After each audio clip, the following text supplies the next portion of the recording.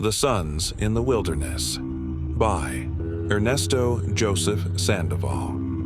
The Bible is filled with echoes, patterns that reveal how God's hand moves consistently across generations.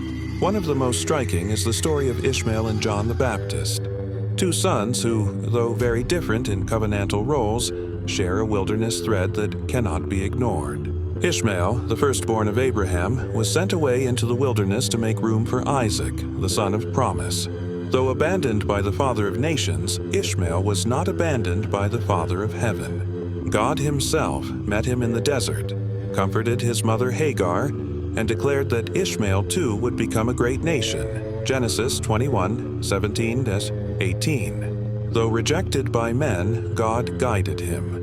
Centuries later, John the Baptist, the forerunner of the Messiah, was also thrust into the wilderness. Unlike Ishmael, he was not cast out by family choice, but by circumstance.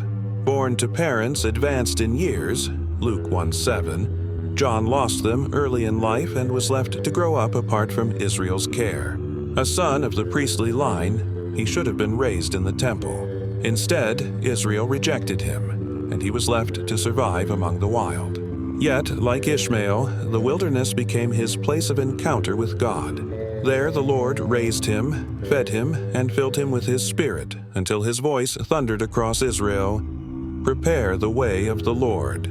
Isaiah 40:3, Luke 3:4. Both Ishmael and John the Baptist were wilderness sons.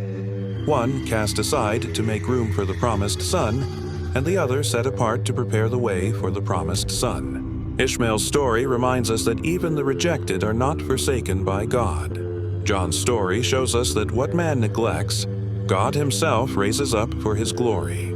The wilderness, then, is not a graveyard for the forgotten, but a proving ground for the chosen. Ishmael became a great nation. John became the greatest born of women, Matthew 11:11, and both reveal this truth.